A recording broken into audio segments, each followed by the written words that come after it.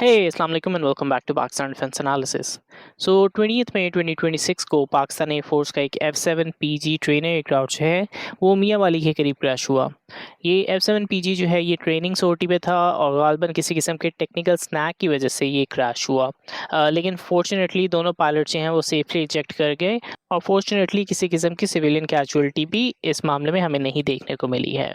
कुछ Indian news channels की जानिब से क्लेम किया जा रहा था कि ये GF-17 थंडर जो है क्रैश हुआ है। इनफैक्ट ये क्लेम किया जा रहा था कि 2 दिन के अंदर 2 लगातार जो है क्रैशेस हुए हैं, जिसमें एक F-7PG है और एक GF-17 थंडर। लेकिन GF-17 थंडर के हवाले से कोई इन्फॉर्मेशन मुझे ऑनलाइन देखने को नहीं मिली है। और उसमें एक और चीज़ जो कि नोटेबल है कि आमतौर पे इन क्रैश के हालात के अंदर जब सक्सेसफुल इजेक्शन की जाती है, तो जैसे कि आप जानते हैं कि GF-17 थंडर के अंदर मार्टिन बेकर की इजेक्शन सीट्स मौजूद हैं। तो मार्टिन बेकर की जानिब से इस हवाले से ट्वीट्स पोस्ट की जाती हैं, लेकिन इस हवाले से उन्होंने F-7PG के लिए तो ट्वीट पोस्ट की है, लेकिन GF-17 थंडर के हवाले से ऐसी किसी किस्म की पोस्ट नहीं है। तो ये भी एक तरह की वेरिफिकेशन है कि GF-17 थंडर के हवाले से जो न्यूज़ फैलाई जा रही है वो सही नहीं है। एनीवेज़ इसमें मेरा मेन मकसद ये था कि हम इस बारे में थोड़ा-सा डिस्कस कर सकते हैं कि पाकिस्तान एयरफोर्स की जानिब से अपना ओरिजिनल प्लान ये था कि उनके F-7 और F-7PG फाइटर एयरक्राफ्ट जो हैं उन दोनों को GF-17 थंडर से रिप्लेस करना था। ना जैसे अब हम सब जानते हैं कि GF-17 थंडर जो है पाकिस्तान एयरफोर्स के ऑर्डर किए गए GF-17 थंडर अब ऑलमोस्ट अपनी एंडिंग पोजीशन पे है, अपनी एंडिंग ऑफ डिलीवरी के टाइम पे है। तो ये चीज़ अहम हो जाती है कि जो बाकी के F-7PGs इस टाइम पे मौजूद हैं, उन स्क्वाड्रंस को कब GF-17 थंडर्स के साथ रिप्लेस किया जाएगा। So whatever I have researched online and again it's online sources, but अभी के लिए जो स्क्वाड्रंस जिनकी जानिब से F-7PG इस्तेमाल किया जा रहा है वो number 17, number 20 and number 23 squad, इनकी जानिब से F-7PG स्क्वाड्रंस का इस्तेमाल किया जा रहा है। तो 3 स्क्वाड्रंस गालिबन 48 से 60 के करीब एयर फ्रेम्स जो हैं इस टाइम पे अभी पाकिस्तान एयरफोर्स के बाद ऑपरेशनल हैं और क्यूबा की जानिब से 2025 के अंदर ये बताया गया था कि बाय 2030 इन F-7PGs को मुकम्मल तौर पे रिप्लेस कर दिया जाएगा GF-17 थंडर के साथ।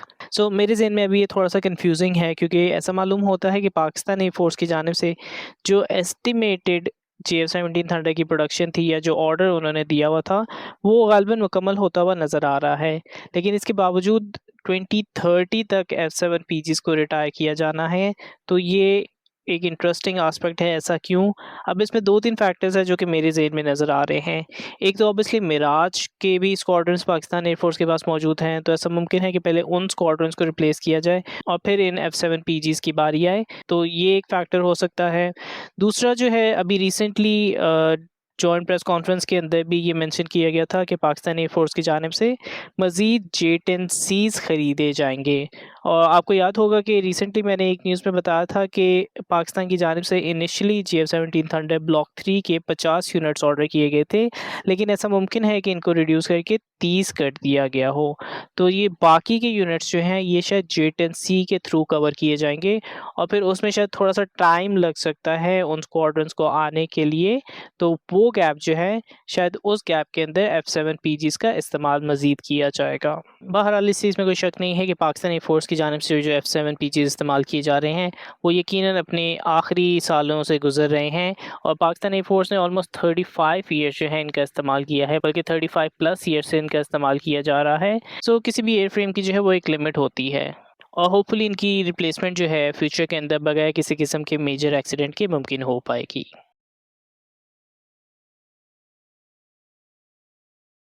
सेकेंडली पाकिस्तान के एयर चीफ मार्शल जो है वो टर्की के विज़िट पे थे। टर्किश मिनिस्ट्री ऑफ डिफेंस ने इस चीज़ को ऑफिशियली कंफर्म किया है और एयर चीफ मार्शल की जानिब से टर्किश डिफेंस मिनिस्टर और Turkish air force commander general Ziya Cemal के साथ भी हाई लेवल मीटिंग्स की गई हैं और उन्होंने टर्किश एयरफोर्स हेडक्वार्टर्स का विजिट भी किया है। जो ऑफिशियल स्टेटेड एजेंडा है वो यही कि बायलैटरल डिफेंस कोऑपरेशन और रीजनल सिक्योरिटी के हवाले से मज़ीद कोशिशें की जाएंगी।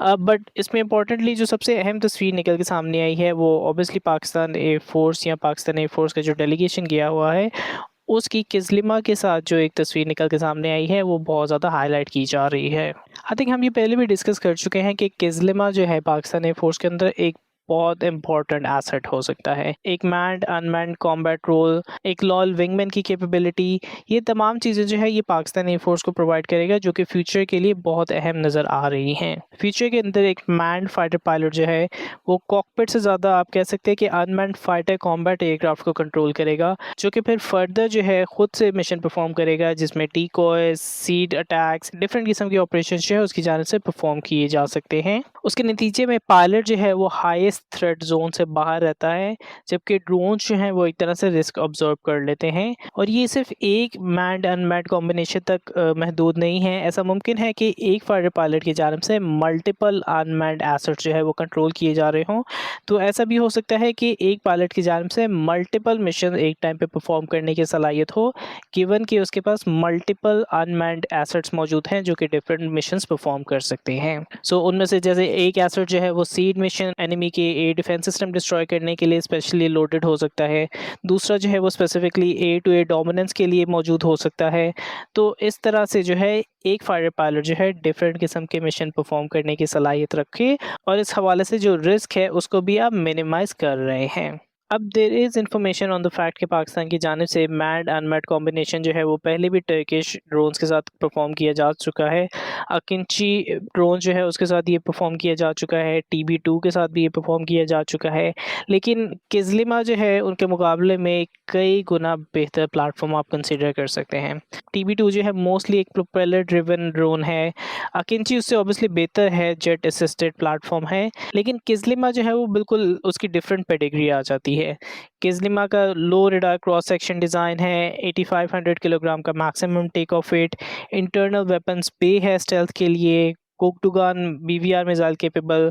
रिसेंटली हमने देखा भी था कि किजलिमा की जानिब से BVR जो है पहली बार फायर किया गया था।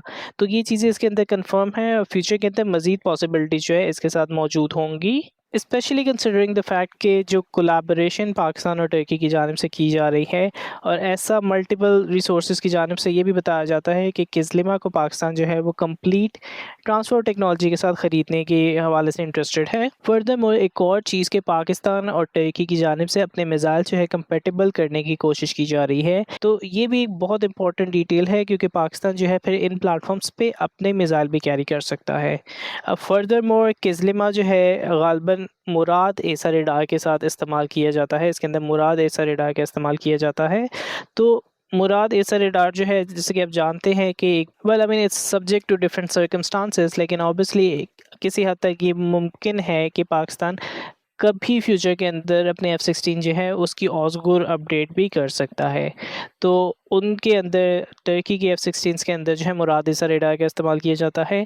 तो इस प्लेटफॉर्म के थ्रू मुराद एसा रेडार के हवाले से भी पाकिस्तान एयरफोर्स जो है वो इनफ अंडरस्टैंडिंग डेवलप कर सकती है अपने फ्यूचर प्रोग्राम्स में इसे इंटीग्रेट करने के हवाले से। जो अभी ऑनलाइन रिपोर्ट्स है वो यही सजेस्ट कर रही हैं कि पाकिस्तान अभी एग्रीमेंट के करीब है, अभी एग्रीमेंट प्रॉपर्ली साइन नहीं किया गया है, और अभी नंबर्स के हवाले से भी ये बताया जा रहा है कि अनस्पेसिफाइड नंबर्स जो हैं पाकिस्तान की जानिब से लिए जाएंगे, बट इसमें सिग्निफिकेंस यही आ जाती है कि ट्रांसफ़र टेक्नोलॉजी और लोकल प्रोडक्शन के साथ पाकिस्तान की जानिब से इसको इस्तेमाल किया जाएगा। तो फिर उसके अंदर फिर पाकिस्तानी टेक्नोलॉजी और इवन टर्किश टेक्नोलॉजी, जिसमें बियॉन्ड विजुअल रेंज की R&D आ जाती है, मुराद के सॉफ्टवेयर एक्सेस आ जाता है, और होपफुली किसी किस्म का अगर प्लांट भी जो है टर्की की जानिब से पाकिस्तान में अगर लगाया जाता है, तो इसको अगर आप सम अप करें तो एक genuinely independent capable supply chain होगी। इसमें US रिस्ट्रिक्शन का एलिमेंट जो है वो कम्प्लीटली ख़त्म हो जाएगा। ट्रांसफ़र टेक्नोलॉजी जो है उसके थ्रू आप बहुत बेहतर तरीके से ना सिर्फ टर्की के वेपन्स का इस्तेमाल कर सकते हैं, अपने वेपन्स का इस्तेमाल कर सकते हैं, पर इट्स पॉसिबल कि जो वेपन्स आप खुद डेवलप कर रहे हैं और जिन वेपन्स में शायद आपको महारत हासिल हो, फ्यूचर के अंदर वो मिसाइल जो है टर्की की जानिब से भी इस्तेमाल किए जाए। तो ये यकीनन जो है एक बहुत अहम आस्पेक्ट है, और फ्यूचर के अंदर स्पेशली किजलिमा के हवाले से को कि डिफरेंट प्लेटफॉर्म जैसे कान के हवाले से भी न्यूज़ देखने को मिलती रहती हैं, लेकिन नियर फ्यूचर के अंदर किजलिमा ऐसा आस्पेक्ट है जिसके हवाले से मैं स्पेसिफिकली बहुत ज़्यादा इंटरेस्टेड हूँ। लेट मी नो कि आप किजलिमा का फ्यूचर पाकिस्तान एयरफोर्स के अंदर कैसे देखते हैं। तब तक के लिए Pakistan defence analysis out. Good bye.